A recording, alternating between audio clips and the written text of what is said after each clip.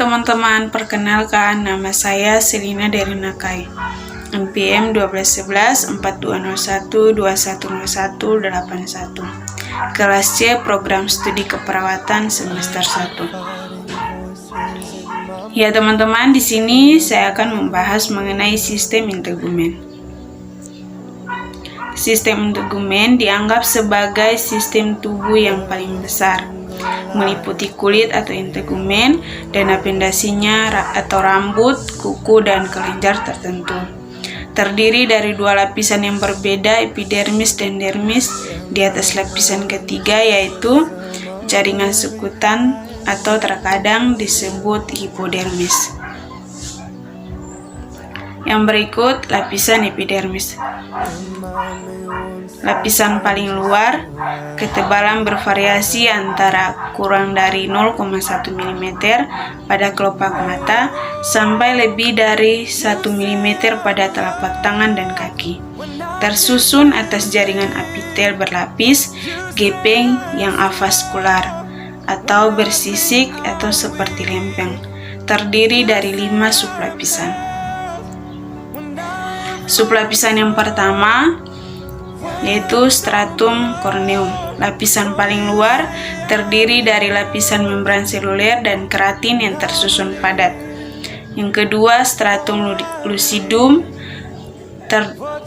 lapisan yang jelas atau jernih menghalangi penetrasi atau penguapan air.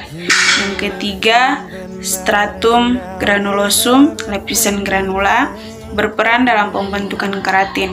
Yang keempat, stratum spinosum, lapisan berduri membantu pembentukan keratin, mengandung banyak asam ribonukleat. Yang kelima, stratum basale, lapisan paling dalam menghasilkan sel permukaan yang baru. Yang berikut lapisan dermis. Lapisan dermis juga disebut korium, mengandung dan menyokong pembuluh darah, pembuluh limfe, saraf, dan apendasi epidermis. Tersusun terutama oleh matriks yang mengandung serabut kolagen atau memberikan kekuatan, elastis atau memberikan elastisitas, dan retikular atau mengikat serabut kolagen dan elastin menjadi satu. Terdiri dari 2 sublapisan. Sublapisan yang pertama yaitu dermis papilar. Terdiri dari penonjolan atau papil seperti jari yang menghubungkan dermis ke epidermis, mempunyai penonjolan yang khas. Yang kedua, dermis retikular, menutupi lapisan jaringan sekutan, menyekat tubuh untuk mempertahankan kehangatan, menyediakan energi, berperan sebagai bantalan terhadap benturan mekanik. Teman-teman, ini adalah contoh gambar potongan melintang kulit. Fungsi kulit. Fungsi kulit yaitu mempunyai banyak fungsi vital.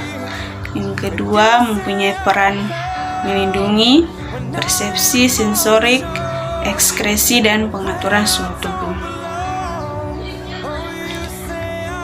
Ini adalah contoh gambar bagaimana melanosit melindungi kulit dari sinar ultraviolet. Yang berikut rambut. Rambut terdiri dari batang yang ramping dan panjang yang tersusun atas keratin, mengandung sebuah bulbus atau akar pada ujung bawah yang meluas dari setiap helai rambut. Mempunyai lekukan yaitu papila rambut atau kumpulan jaringan ikat dan pembuluh darah di bawah permukaannya. Terletak di dalam selubung yang dilapisi oleh epitel yang disebut folikel rambut. Arektor pili atau kumpulan serabut otot polos, memanjang melewati dermis dan melekat ke dasar folikel. Ketika otot ini berkontraksi, rambut akan berdiri. Folikel rambut mempunyai pasokan darah dan saraf yang banyak. Teman-teman, ini adalah contoh gambar dari rambut. Kuku. Kuku terletak di permukaan distal setiap ujung jari tangan dan kaki. Tersusun dari keratin jenis khusus. Lempeng kuku menutupi dasar kuku atau dibentuk oleh matriks kuku yang memanjang ke proksimal sekitar 1/4 0,5 cm di bawah lipatan kuku. Bagian distal matriks terlihat pada kuku sebagai area pucat berbentuk bulan sabit yang disebut lunula. Lempeng kuku yang bersifat tembus pandang distal dari lunula memperlihatkan dasar kuku. Pembuluh darah kulit di bawah kuku memperlihatkan penampakan berwarna merah muda yang khas di bawah kuku. Ini adalah contoh gambar dari kuku. Kelenjar sebasea. Kelenjar sebasea merupakan bagian folikel rambut dan terdapat pada semua bagian kulit kecuali telapak tangan dan kaki. Paling banyak terdapat di kulit kepala, wajah, batang tubuh atas, dan alat kelamin.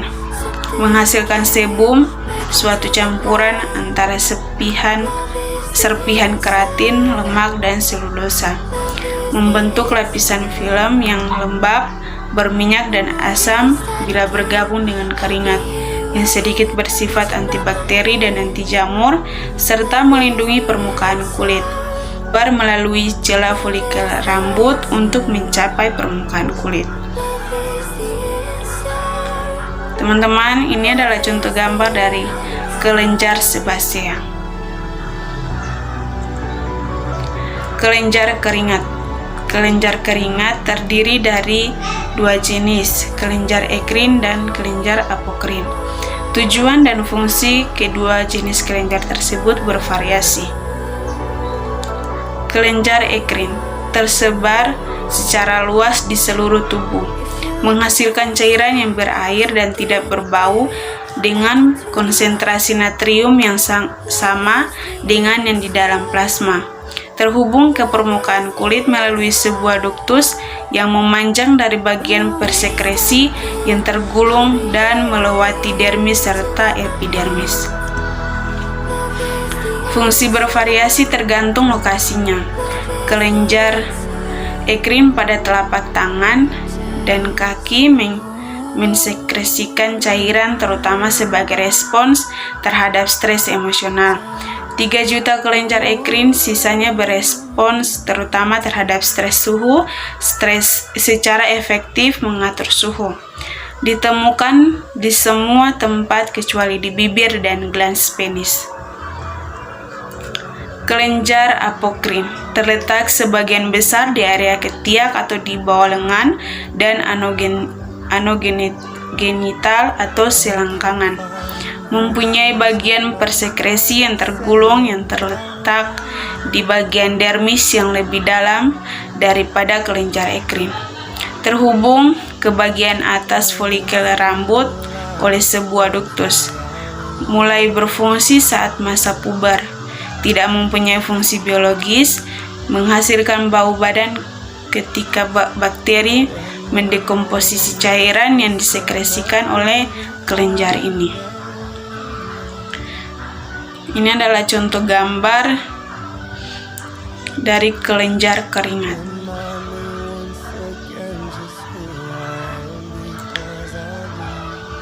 Sekian dari materi yang saya bawakan di hari ini mengenai sistem integumen. Sekian dan terima kasih.